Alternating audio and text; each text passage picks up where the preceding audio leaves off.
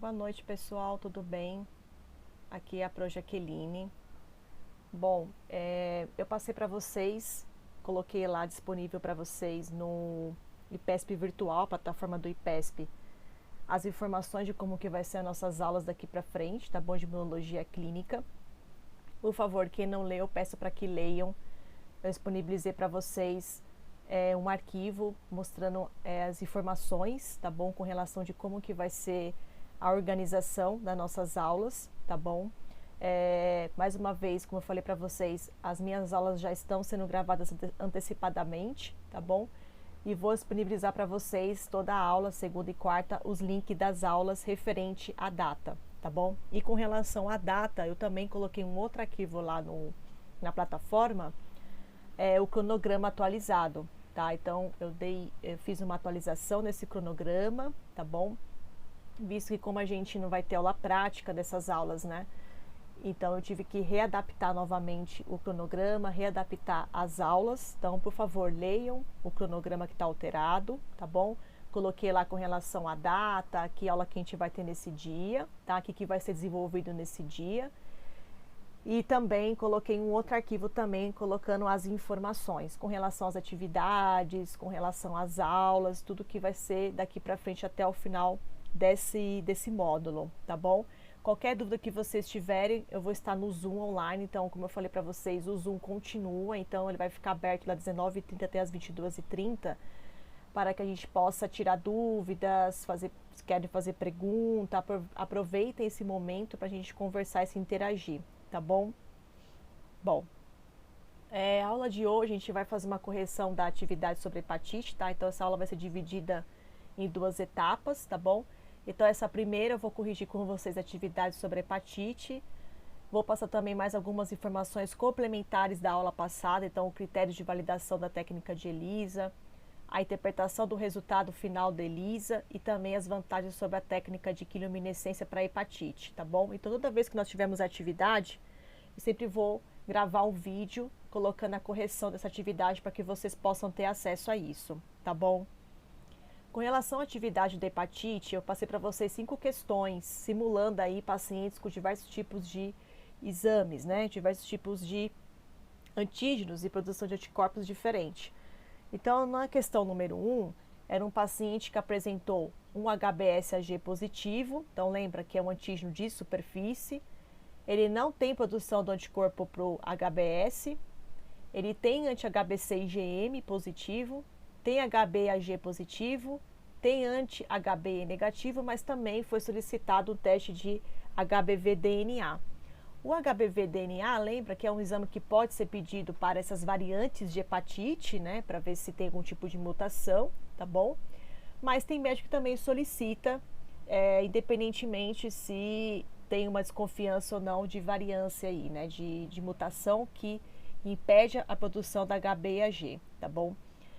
Vocês percebem que o HBAg deu positivo e o HBV-DNA deu também positivo, tá bom? É comum, como ele está ligado ao DNA, né, o DNA viral da hepatite, sempre ele acaba sempre dando positivo se o HBAg também está dando positivo, tá bom?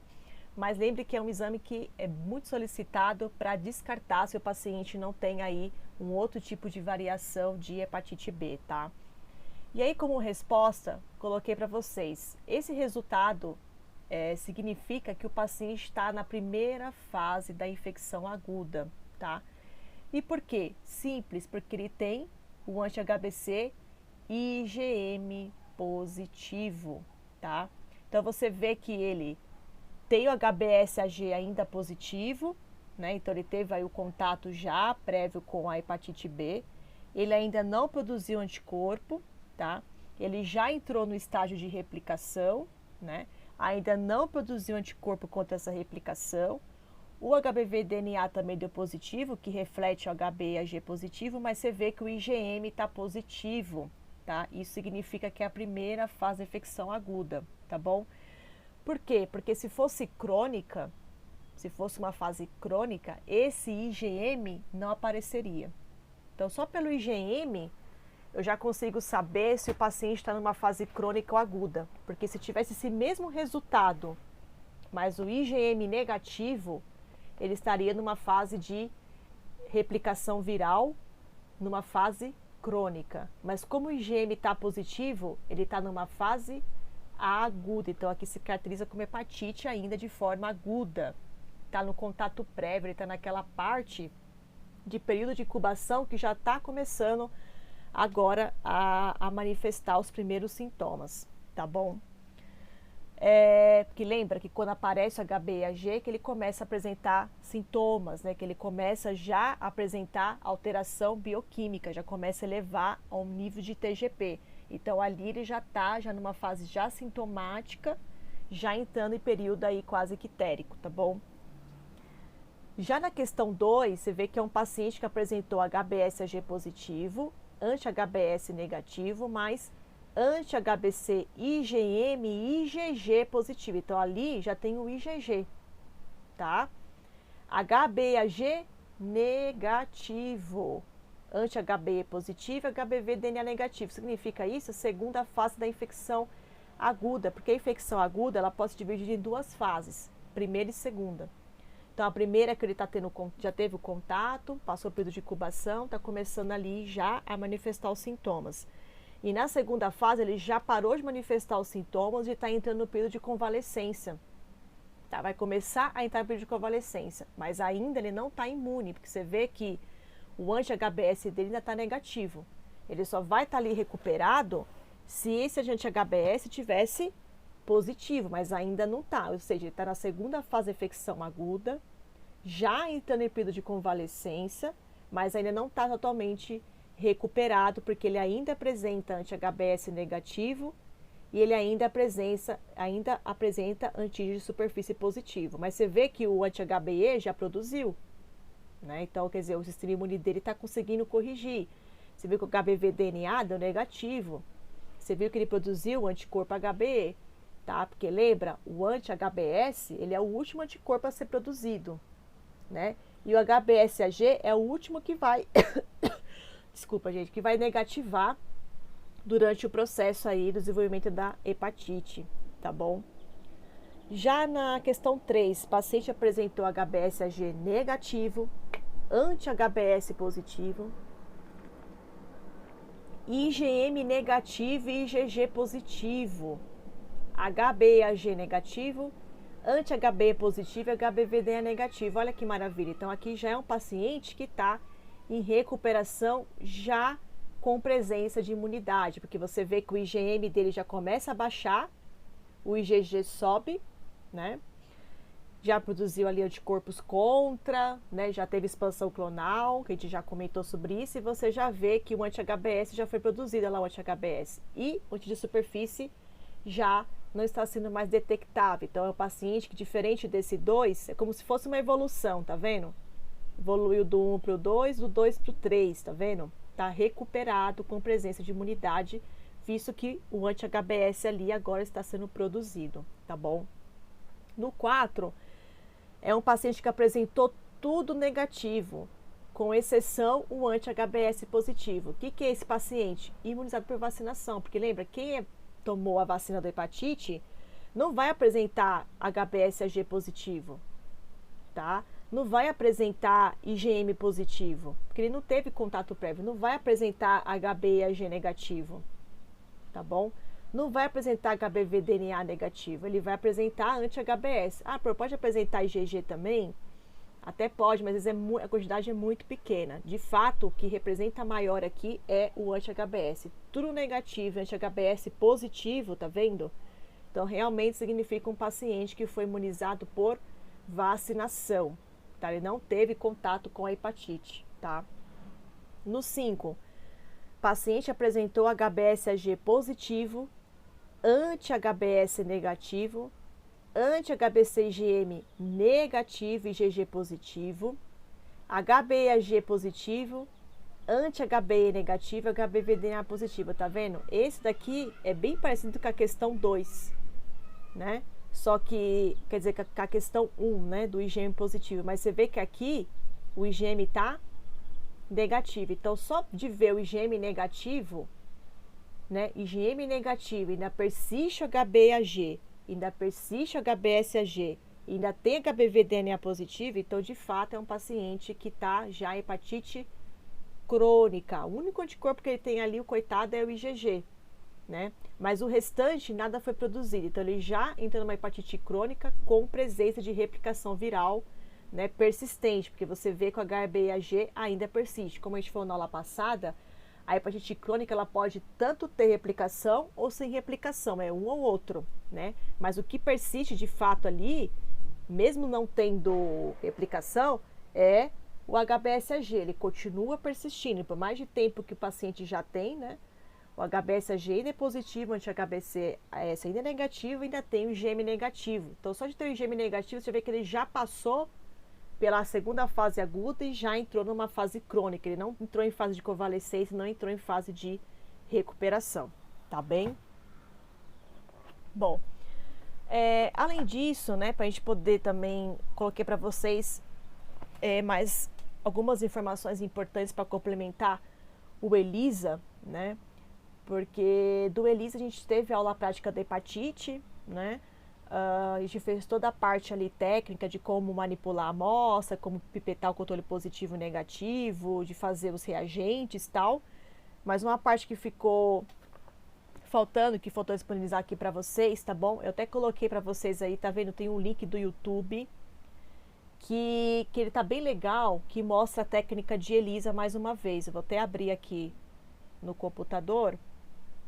Então vocês vão ver aqui na técnica de ELISA que vou lá o anúncio aqui. Eu vou tirar aqui o áudio, depois vocês assistem. Que na parte aqui do ELISA vocês estão vendo que tem o anticorpo, né, detecção, que a gente já falou sobre isso, né, da placa. Ele tá bem legal, eu não vou entrar muito em detalhes novamente, porque nós já tivemos essa aula aqui, tá bom? Então aqui ela tá pipetando as soluções, né, para dissolver, né? Essas placas podem estar sensibilizadas ou não estão sensibilizadas, tá bom?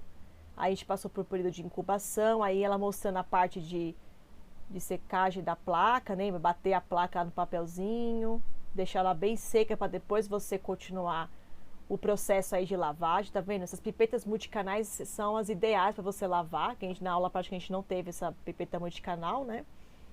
Mas elas são ideais, tá vendo? Jogando fora, batendo sempre a placa lá no papel, uma folha de papel para tirar, tá bom? Para você continuar com o processo do ELISA. Sempre você seguindo o passo a passo do ELISA conforme está no kit, dificilmente você vai ter erro na técnica, tá bom? A não ser que seja erro ali pré-analítico, erro de amostra, a amostra que não estava ideal, ou os reagentes que não estavam na temperatura correta, ou porque você não pipetou corretamente, entendeu? Mas dificilmente dá errado se você seguir ali o passo a passo, tá bom?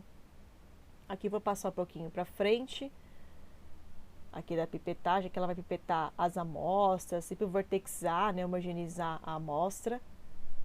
E a parte mais importante que eu queria passar para vocês, está um pouquinho mais para frente, que aqui é toda a etapa que a gente já fez na aula prática, que é igualzinho que ela está fazendo, nós já fizemos, tá bom? Tá a parte de lavagem, colocando anticorpo, incubando, lavando. Deixa eu passar mais para frente. Aqui ela colocando a solução de cromógeno. E aí, quando terminou a última parte da incubação, que é essa parte que a gente ficou faltando, tá vendo? Isso é uma leitora de ELISA. Então, colocou a placa lá dentro, da leitora de ELISA.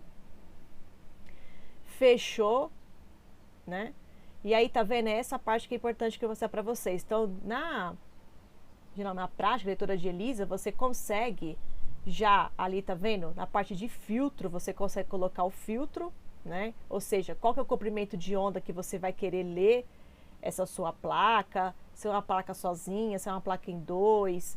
Você consegue aqui nessa plataforma já colocar aqui qual que é o método que você quer utilizar, a absorbância, né? Qual a leitura ali que você vai ler a sua placa, tá bom? E coloca no run que ele vai ler para você. E ele é super rápido, né? Coloca no run, você vê ali, ó, questão de segundos, até 1 minuto já tem um resultado, tá vendo? Então, isso aqui que vocês vão visualizar na placa de vocês. Então, imagina que nós pipetamos lá o controle positivo, negativo, e tudo isso aí, cada pocinho desse é uma amostra de um paciente, tá vendo? Então, lê cada um deles e gera esses números aí, tá bom? Então, são esses números que vocês, né, na laboratorial de imuno, vão analisar, vocês vão corrigir, né, esses valores para conseguir ter um valor final do resultado aí do paciente, tá vendo? Depois eu vou deixar disponível para vocês esse link, vocês conseguem entrar lá e analisar, tá bom? Deixa eu dar um play aqui. Beleza.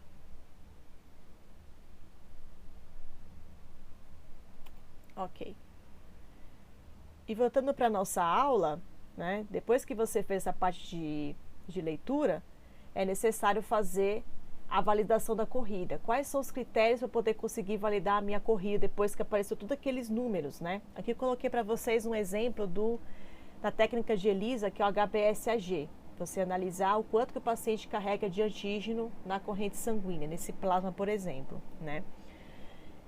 Lembre-se que o ideal nessas técnicas de ELISA é você sempre pipetar, né, o controle positivo em duplicata e até triplicata, tá bom? Se for necessário. Cada laboratório, às vezes, tem procedimentos operacionais padrões diferentes. Tem laboratório que gosta de pipetar em duplicata ou triplicata, tá bom? E a amostra do paciente também. Ideal que a amostra do paciente também seja pipetada também em duplicata ou triplicata, tá? Porque garante que você diminua o erro ali de pipetagem nessas amostras, tá? Então, ali, coloquei como exemplo para vocês, no datasheet da empresa que validou a técnica de HBsAg ELISA, que ele falou quais são os critérios de validação da corrida. Então, você viu que o ensaio é considerado válido se cumpridas simultaneamente as seguintes condições. Então, o que ele fez lá? A média da absorvância dos controles negativos deve ser menor ou igual a 0,050. Ou seja, se eu pipetei lá meu controle negativo na minha placa, então tá vendo que ele colocou ali que ele pipetou 3 vezes. Então, fez uma triplicata de controle negativo. Aí, no primeiro posto, deu 0,025. No segundo posto, deu 0,028. No terceiro posto, deu 0,022. O que ele vai fazer? A média. Tá vendo? Então, isso vocês vão ter que fazer. O que é a média? Pegar o valor dos 3 e dividir por 3. Então, eu tenho o valor de 0,025. Para o cálculo, eliminar qualquer controle negativo com absorvância maior que 0,050. Então, tá vendo? Como o meu controle negativo deu 0,025, então meus controles negativos estão ok? Sim, porque ele deve ser menor ou igual a 0,050, tá? Então, ele está ok, meu controle negativo. Se eliminar algum controle negativo, calcular novamente a média dos controles negativos. Um ensaio é válido se são aceitos pelo menos 2 dos controles negativos. Então, para isso, tá vendo que é legal? Por isso que é você fazer triplicata. Porque se você faz duplicata, se um deles sair fora, você não tem como recalcular. Então, por isso você coloca a triplicata, porque se um valorzinho lá, vamos supor que deu 0,025, deu 0,028, o outro deu 1. Esse 1, não vou conseguir somar com os outros dois e dividir por 3. Ele vai sair fora desse 0,050. Então, eu posso descartar ele e utilizar somente 2 valores. Então, por isso que triplicata te dá mais garantia do resultado. Porque, às vezes, pode dar problema na pipetagem, ter bolha. Você não pipetou toda a amostra ali naquele posto, deixou cair. Qualquer coisa pode acontecer. Então, por isso que é bom fazer em triplicata, tá? 4. Agora vai fazer a média das absorvâncias dos controles positivos, que deve ser maior que 1. Então, aqui ele colocou um exemplo que ele pipetou 2 vezes o controle positivo. Ele fez uma duplicata aí no caso. No posto 1 deu 1.504, no posto 2 deu 1.496. Somou e dividiu por 2, então eu tenho 1.500. Aí está falando que a média das absorvâncias dos controles positivos deve ser maior que 1. Deu 1.500. Então, meu positivo também deu correto aqui, tá? 5. Fazer a diferença entre a média das absorvâncias dos controles positivos e controles negativos, que deve ser maior ou igual a 0,950. Então, com esse valor de 1.500 que deu aí, da média do positivo, você vai ter que subtrair pelo negativo, tá? E esse valor, ou seja, a diferença entre a média das absorvâncias do positivo e negativo, deve ser maior ou igual a 0,950. Você tem que contrapor um pelo outro. Se contrapor um pelo outro e o valor ser maior ou igual a 0,950, ok. Então, realmente são resultados válidos para o teu ensaio. Você pode validar esses controles agora na sua amostra, tá bom? Mas é muito óbvio que se no negativo já deu menor ou igual a 0,050 e no positivo foi maior que 1, é óbvio que a diferença entre eles vai acabar sendo maior ou igual a 0,950, tá? Mas é um critério a mais que você pode utilizar só para validar, tá bom? Se uma dessas condições não se cumprirem, repetir o ensaio. Lembrar que as leituras obtidas dependerão da sensibilidade do analisador utilizado. Então, às vezes você faz, aí você fala, nossa, dando alguma coisa errada, eu pipetei certo, mesmo assim está dando errado. Vai lá no equipamento. Às vezes o equipamento está sujo, desalinhou o feixe de luz, você não colocou o comprimento de onda correto, tá? Sempre também ver o equipamento, que a gente foca às vezes muito no ensaio e esquece também o equipamento. Porque se o equipamento estiver bem alinhado, tiver qualquer problema técnico nele, também não vai validar a sua técnica. Então, se você viu que tudo que você fez estava correto e mesmo assim persiste, provavelmente é um problema do equipamento. A não ser que seu controle positivo ou negativo deu errado, mas no caso, você pegou um kit novo, o controle positivo e negativo novo, né? Trocou o lote, porque achava que o problema era o lote do kit. E mesmo assim persiste, provavelmente é um problema do equipamento, tá bom? E aí depois que eu fiz tudo isso e vi que o meu negativo deu certo, o meu positivo deu certo, como que eu vou interpretar agora o resultado? Como que eu vou gerar o valor final, por exemplo, desse teste aqui do HBsAg ELISA, tá? Aí tá falando ali, a presença ou ausência do antígeno HBsAg é determinado relacionando a absorvância da amostra com o valor do cut-off. O que é cut-off? Valor de corte, tá? Todos esses testes de ELISA, tanto para hepatite, para HIV, qualquer outro tipo de doença que quer ser analisado antígeno ou anticorpo, todas essas técnicas aqui, esses kits, foi validado com o valor de cut-off. Então, são ensaios de proficiências interlaboratoriais, nacionais ou internacionais, ou seja, são pesquisas científicas, validação de métodos, tudo validado, publicado em revistas, que o cara fez lá e validou e falou, olha, o valor de cut-off, ou seja, o valor de corte que você pode utilizar para essa técnica é X. Entendeu? Cada um deles tem o seu valor de corte. E você tem que utilizar esse valor de corte. Ah, professora, meu laboratório está validando do zero o valor de cut-off. Não sei nem por onde começar. Vamos supor que eu estou fazendo um kit aqui do zero. Como que eu vou buscar isso? Aí tem que buscar literatura. Tem que buscar ensaios de proficiência interlaboratoriais de laboratórios que já fazem a técnica e perguntar qual que é o valor de cut-off que é utilizado para essa técnica, tá bom? E aí, no caso para esse daqui, desse fornecedor, que é desse kit de ELISA, ele falou que o cut-off dele é 0,060. E como que eu faço isso? Ele colocou uma fórmula. Qual que é o valor do cut-off? É o CN, que é a média das absorvâncias do controle negativo, mais 0,060, tá? Então, o que você vai pegar? Você vai pegar o valor da média dos controles negativos que você fez lá na sua placa e vai somar com o valor de cut-off que está dando aí, que é o 0,060. Qual que é o valor que deu? 0,085. Ou seja, o que significa que a amostra não reativa? Amostra não reagente, amostra negativa. Então, a amostra negativa para HBsAg é aquelas com absorvâncias menores ao valor de cut-off gerado, que é o 0,085. E amostras reativas e positivas, reagentes, é aquelas com absorvância maior ou igual ao valor de cut-off. Então, o valor que deu lá, menor que 0,085, o paciente é negativo para HBsAg positivo. Agora, se o paciente apresentou um valor de 0,085 ou um valor maior, então ele é positivo para HBsAg positivo, tá? Toda amostra inicialmente reativa deve ser repetida e duplicata, né? Então, a amostra do paciente. Se uma ou ambas as repetições forem reativas, a amostra deve ser considerada reativa, tá vendo? Então, às vezes, pode ser que você pipeta a amostra do paciente 2 vezes duplicata, aí uma deu reativa e a outra não, tá vendo? Então, por isso que é bom fazer triplicata. Porque dificilmente vai dar, na triplicata você consegue ali já descartar se um deu positivo ou negativo. Então, se deu 2 negativos e um positivo, então realmente a amostra é negativa. Se deu 2 positivos e um negativo, então realmente a amostra é positiva. Então, por isso que é bom sempre fazer em ímpar, sempre fazer em triplicata, porque te garante, senão você tem que fazer tudo de novo, que você vai ficar na dúvida. Pô, agora uma deu positivo, outra negativa, e agora? Então, por isso que é bom fazer em triplicata, beleza? Então, isso era a parte que ficou faltando para vocês para complementar a técnica de ELISA, tá bom? De como que eu sei interpretar e como que eu abordo tudo isso. Então, por isso tem que ver quais os kits que os laboratórios estão utilizando, tá? Que cada um tem um cut-off diferente, então você tem que aplicar esse cut-off e analisar. Tem equipamentos que fazem de forma automática e tem equipamentos que não fazem. As leitoras de ELISA mais antigas, elas não fazem esse cálculo para você. Então, ele só gera os valores, você tem que fazer uma planilha no Excel, criar uma fórmula no Excel e fazer essas médias e esses valores aqui, tá bom?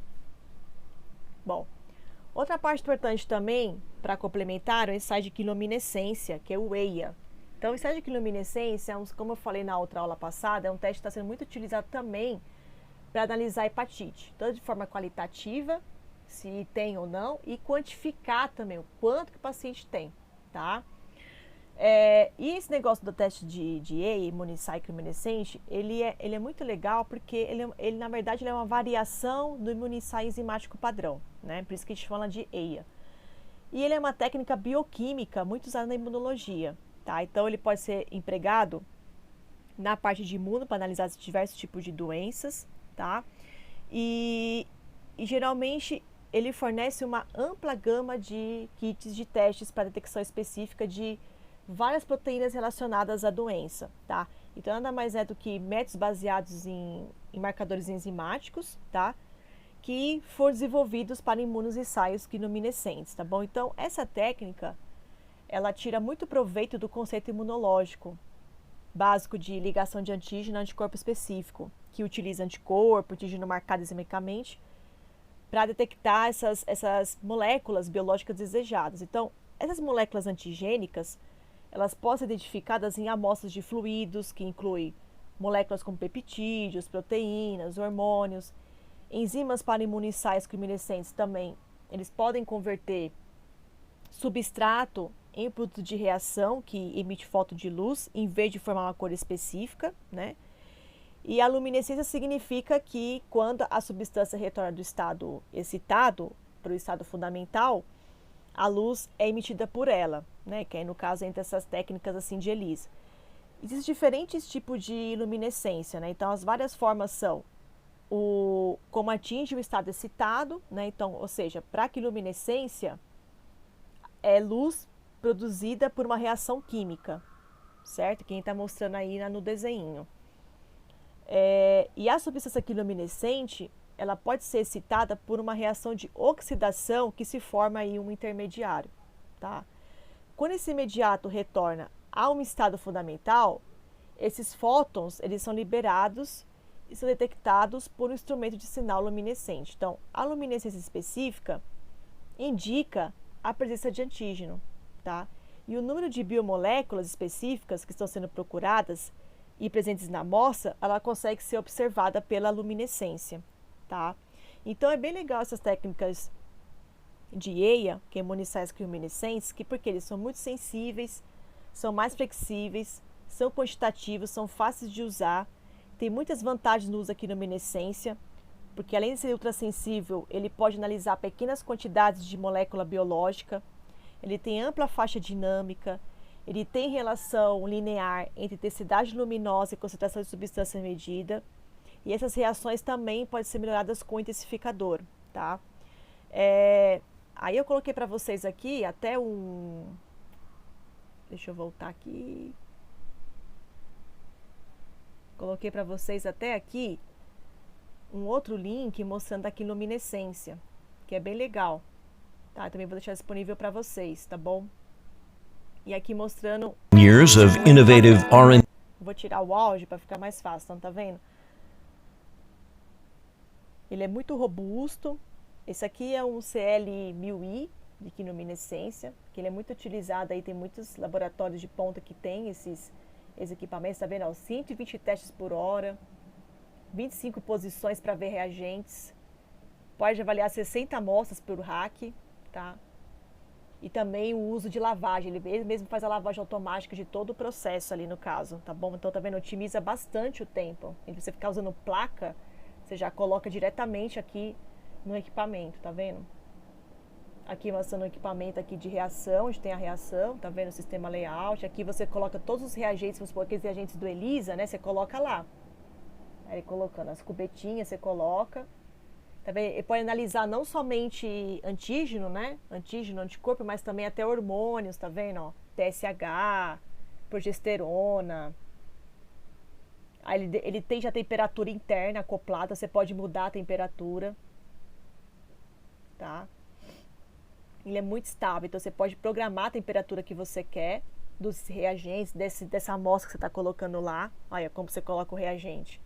Já vem em tubinho, acrescenta lá, encaixa e ele mesmo vai adquirindo. Então economiza bastante também, porque na ELISA geralmente tem bastante gasto de reagente, né? Muito desperdício, aqui não. Aí você pode selecionar o que você quer. Ah, eu quero hepatite B. Aí ele vai pegar todas as plataformas da hepatite B. HBsAg, tudo ao mesmo tempo, tá? Aqui o Takata está explicando do equipamento.